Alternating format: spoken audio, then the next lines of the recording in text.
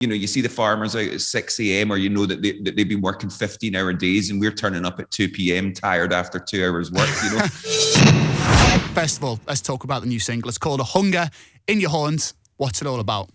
I guess, the whole record, Rich, we didn't intend to make an album, and just with everything that went on, there was just so many thoughts and emotions with everyone, as it was for everyone, but just flying through my brain, and these songs just flooded out. So A Hunger in Your Horn, that's kind of about those moments where, like last year, where you just didn't feel like getting out of bed, that way. It just like everything seemed like a problem, and I think everyone has felt that way at different points over the last year.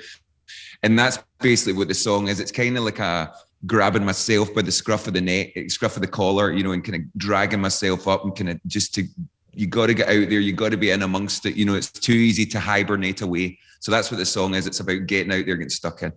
So that is the new single off The Myth of the Happily Ever After, the new album due out later in October from Biffy Clyro. It's called A Hunger in Your Horns. Simon Neil from the band still joined us. Mate, the riff in that tune is so good. You been sitting on that for a while, or is it brand new, fresh sort of music? No, it was a riff I've had for probably a couple of years, but I could never quite crack the song. Like I knew the intro was great. Whenever we played it in the practice room, it felt killer, but I couldn't quite get the verses and the chorus to feel as good as the intro. So just a little bit of patience, and then my frustration last year made come out. I willed it out of me, and sometimes you like a song. Some songs come really quickly. Some songs take a little bit of getting to know. So this song took a little bit of getting to know, and fortunately, I feel like I cracked it last year. Hopefully your listeners like it.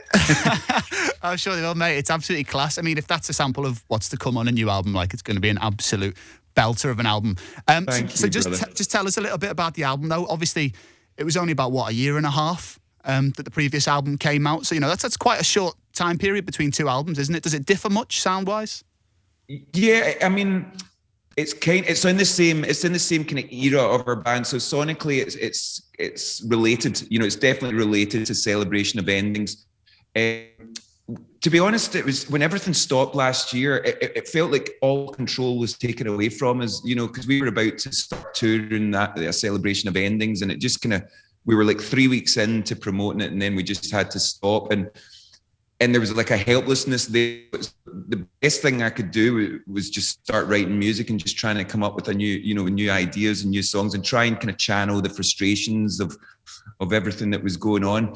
But it's ended up becoming the first album in our practice room.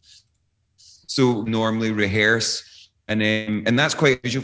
Normally we normally like to go to the sunshine, to be quite honest, Rich, and have a bit of a holiday while we record. But we were stuck on the farm. There was lots of farming action going on, which definitely helps. It definitely helps your work ethic when you see the farmers out at 6 a.m. or you know that they've been working 15-hour days and we're turning up at 2 p.m. tired after 2 hours work, But it's very much... It's something that we've never attempted. We filmed the videos in Scotland. We recorded it, mixed it, everything within an hour of our homes. So it kind of became this kind of homegrown project. I think once we kind of it had that identity, we kind of ran with it, and it kind of gave it. It was kind of self-perpetuating at that point. So what was 4 or 5 songs initially then became an album. I just kept writing new songs, and it felt like. I feel like these songs couldn't have existed pre-pandemic. I think we've all changed our outlooks in the world so much over the last while.